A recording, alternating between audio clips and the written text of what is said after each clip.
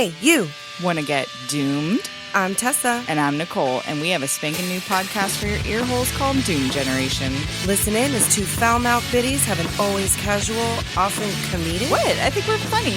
...and sometimes chaotic conversation about the things that doomed us to be who we are today. Take a trip with us down nostalgia lane, and we'll try not to veer off the road. Available on Spotify and Apple Podcasts. Follow us on Instagram and Facebook at doomgenerationpod and on Twitter at doomgenpod. Later, Doomers!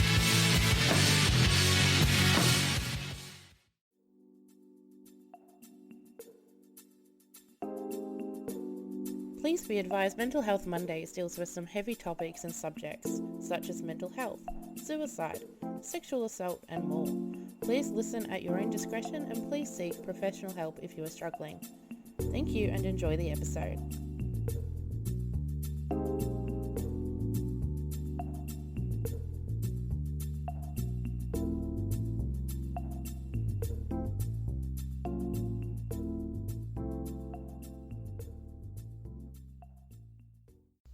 Hey guys, it's Ebony. Welcome back to another mental health whatever day this is, because I think I'm going to have to change the name, being Mental Health Mondays. At the moment it's Mental Health Surprise, it's here.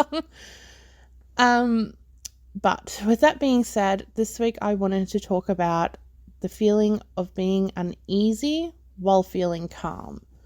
And you're probably like, the fuck is she on about? If you're calm, why would you be uneasy? And the fact of the matter is that for me personally, I sometimes feel the most uneasy when nothing's going on.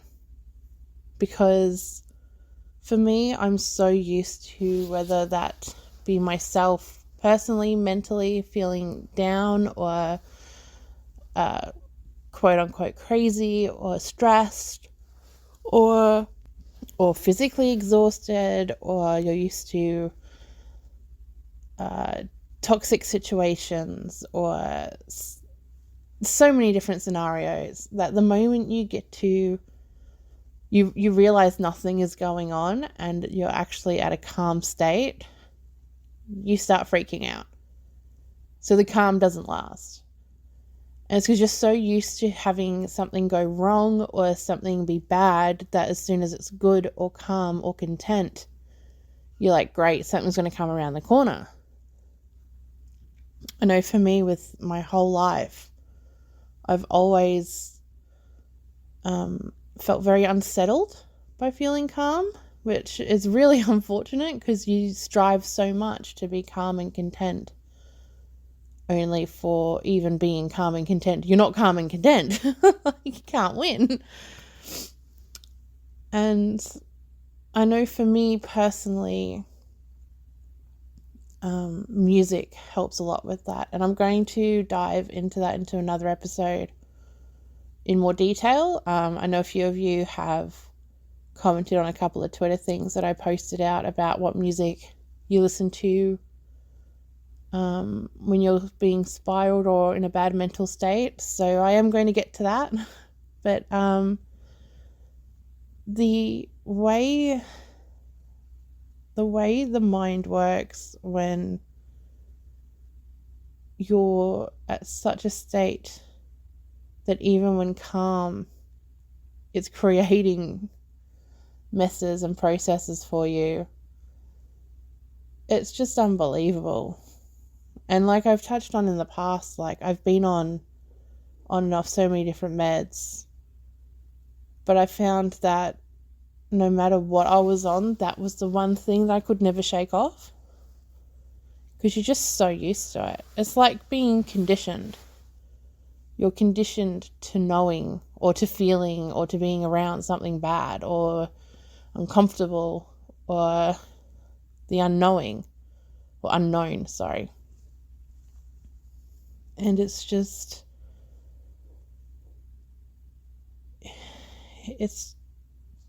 an absolute mindfuck, you know. And then you go down this spiral of, well, if something's bad going to happen, then what? Is it going to be today? Is it going to be tomorrow? Has it already happened and I'm not aware of it? Did I completely blank out? Like, you cannot win. You cannot win. I've gone through so many different situations in life where, you know, I've gone through different types of assault. I've gone through different scenarios as a child. I've seen a lot. I've dealt with a lot. And a lot of the time in those scenarios, you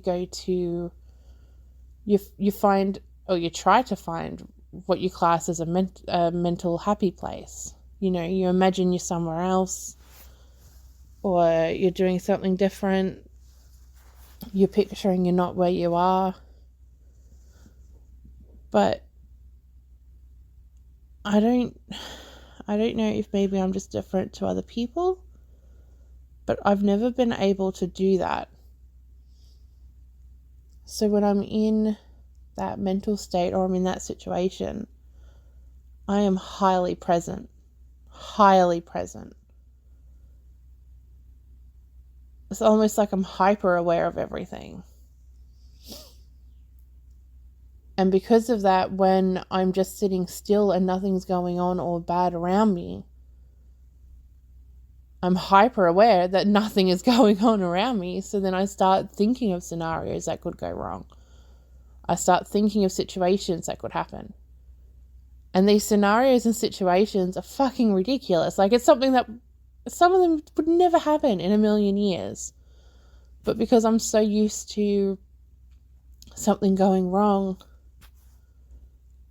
I start thinking about them, and then I dwell on them, and then I get into an even more depressed state, and then I get back to where I started. So that sense of calm never lasts, because my brain will sit there and go, well, it's not going to last. Why should it last?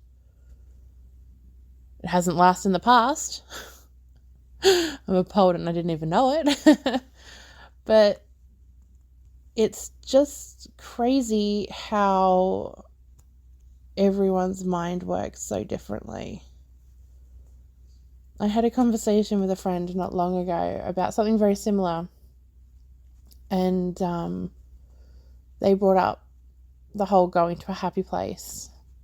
And, you know, they described their happy place, and for them it was a place that they went to when they were younger, especially during like parental arguments. And I sat there thinking to myself, like, I grew up in a very broken home, and then eventually both parents just went their own ways anyway, and I dealt with a whole world of shit through with my mother, as I've noted in other episodes, and I was never able to do that. I never once thought I should go into another mental happy place. Like, I watched every single argument. I felt every single hit. No matter what happened. No matter what age. You know. And for those situations that, without going into detail in this episode, for the situations that were a lot worse than that, I felt and witnessed everything. And it's almost like, at what point do you sit there and you go, I'm, 6, 7, 8, and my imagination doesn't exist? You know, it's like, how do I not have the creativity or the mindset to be able to disassociate myself with my surroundings as a child? You know, I never had invisible friends. I never had, like, I was always one who would play with friends and they'd want to play, I don't know, like house or something, and I'd want nothing to do with it because I just didn't care. I was like, this isn't real. Why should I? Like, I was never able to create another world or have the imagination to be able to be that creative and thrive that much in that sort of scenario. And looking back now, nearly 30, like, it's almost quite sad. You know, It's like, why were all my friends able to hold a doll and be like, this is my baby, this is the pram. Like, don't get me wrong, I had those toys, I had those moments, but for me it was too fake. It was like I did it because I thought I had to, because that was what my friends were doing, and that's what my parents expected of me as, a 7-year-old girl. But in reality, I just didn't care. I didn't care about the dolls or even cars or anything like that. Dressing up. I mean, now as an adult, which is really strange, now as an adult, it's the complete opposite. That's going to be a spicy episode coming up. I might dive into a few different things there. But as a child, it took me a really long time to realize that I wasn't like the others, because I'd put myself in a situation where I was almost like a chameleon. So although I didn't imagine the surroundings and I didn't have that connection with my toys or anything like that, I still thought I was normal, because I thought everyone was like that. I thought everyone was faking it, essentially. And obviously that wasn't the case. So it's been quite a self-discovery journey through my teens and really early 20s to somewhat understand. I don't think anyone can ever understand how their mind works, but to somewhat understand how my mind works and be the kind of person I am. It's taken a lot of trial and error. It's taken a lot of pretending to be someone I'm not. But I think I can safely say at 29, although I've still got a long way to go and, I've got much improvement, I can safely say I somewhat know who I am and the direction I'm heading and how to control certain scenarios and how to think in certain ways. Now, does that mean, much like my previous episode, that I will spiral a lot? Yeah, unfortunately that's the way my brain works, and that's the person I am, is I can get very stuck in my own head. Very stuck in my own head. And, that all comes back down to that uneasy feeling of being calm. Because there's so much that could go wrong that's probably never going to go wrong. And yet, that's all I can think about. We interrupt this podcast for a quick promo break. But don't stress, we'll be back soon. I still want to roll another blunt. I hear that. That's welcome to the PNM Podcast. That's how it goes. Sometimes you want to roll another blunt. Sometimes you want to pour another shot. Light one up with us. Pour a shot with us. Because I'm going to pass it to you eventually. And if it's not lit, then I'm going to tell you, hey, light yours. Because I'm a light mind. I think that's pretty cool. You can only find that on pnmpodcast.com. Let me tell you that again because I don't think you heard it. pnmpodcast.com. Stacy. See, that wasn't too long. Now back to the episode.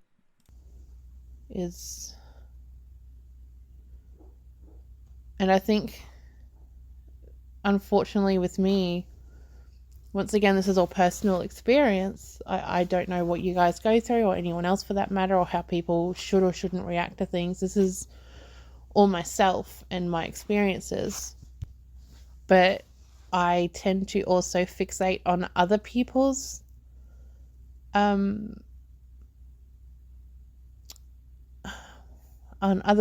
issues and dramas and take them on myself. And I know a lot of my friends and acquaintances can say that because they've brought it up to me. I'm always one to think or help others before I think about or help myself, because to me, I'm so used to it that I don't care. Whereas if I can help someone else, then I will. And my biggest thing is always encouraging people to vent, and whether that be to me or to someone else. But then I do that completely knowing I'm going to take it on. Completely knowing that I will fixate on it and I will start overthinking it, and I'll try and think of solutions, and I'll be up all night worried or concerned about, that person who's told me this and that because I've asked them to. But I can't differentiate the fact that it's not my issue. It's sure I can help them. But for me, I get so obsessed with the scenario or the situation that I can't let go.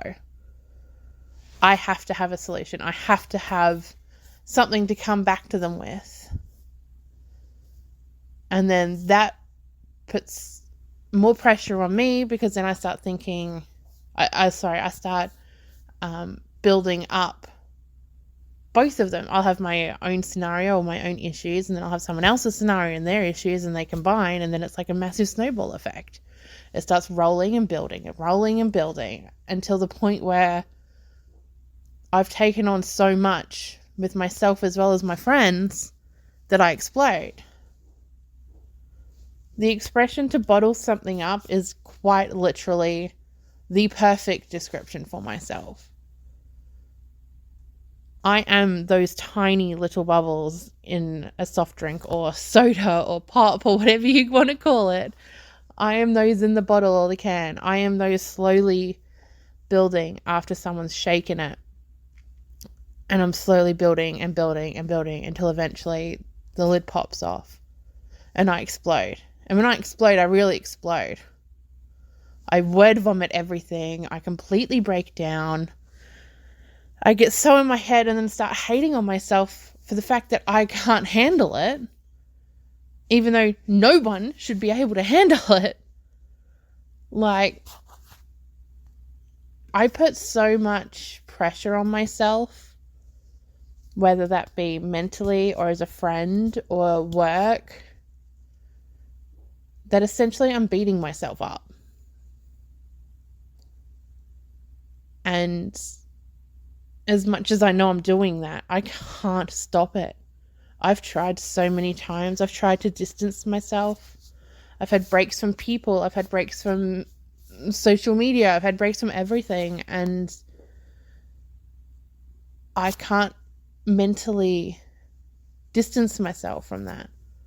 I will always ask, are you okay? And I will always take on what people tell me. And in saying that, I don't want, if my friends listen to this, which they don't, but if they did, I don't want you guys to stop by any means. I'm here for you as a friend. But, it's almost like once in a while, I want someone to ask how I'm going, because it is so rare. Or they do and I brush it off, and I need to start accepting people's help, and I need to start letting people in. I don't want to feel uneasy while feeling calm. I want to be able to enjoy it. I want to be able to be like, you know what? Finally, I can sit, I can take a breather, I can accept what's going on and just enjoy myself. But that doesn't happen. Ever. Like ever. I've seen therapists, I've seen counselors, as I said, I've been on meds. Nothing changes that. It's the one thing that I've never been able to change. And I believe, and I could be wrong, but I believe I'm not the only one.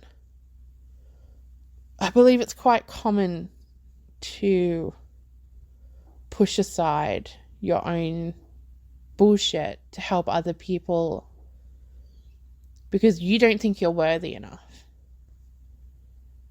you don't think you deserve it. And we do. We do deserve it. We are worthy enough.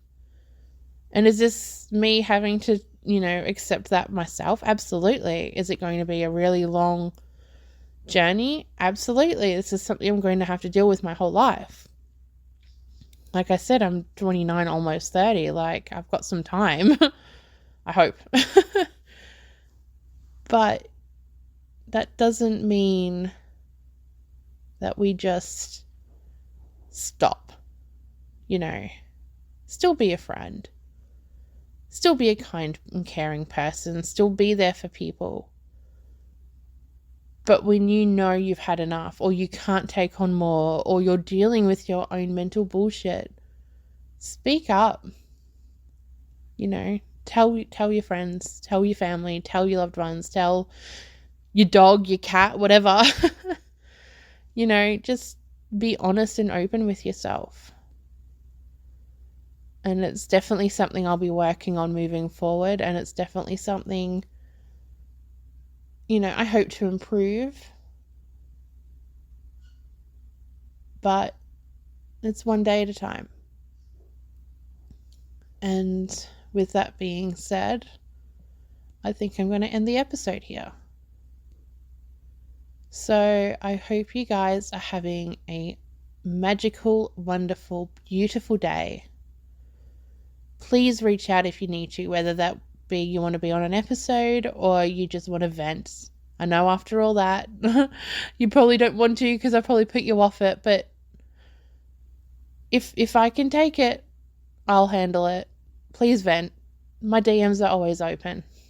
And if for whatever reason I can't or it's too much, I'll let you know and I'll come back to you in the DMs in a future date. But for now, take care of yourselves, take care of one another, and have a fantastic day. Bye. When we come home from a long day of teaching kids or laying pipe, we find a long list of responsibilities just waiting for us at home, like wrangling our kids or taking them to their activities, cooking a meal, doing the laundry, or just picking up everyone else's shit. And how did we decide to use the minute amount of free time that we actually do have? We gave ourselves yet another job and we started a podcast. We wanted a space where we could talk about the things we love, such as sports, movies, music, and our families. And we also wanted a place to vent about the things that bother us, like our coworkers, or if our favorite team missed the playoffs in the last game of the season, or if McDonald's decides that they don't have any large lids, even though they're a huge company that should never have that problem. When I think of the dynamic of our podcast, I think of myself as like the tough power forward like Owen Nolan, where you kind of remind me of a speed finesse type player like Patrick Marleau. I see what you're saying. When I look at our dynamic on the podcast, I see myself like Thierry Henry, smooth like butter on the pitch, ready to score that goal.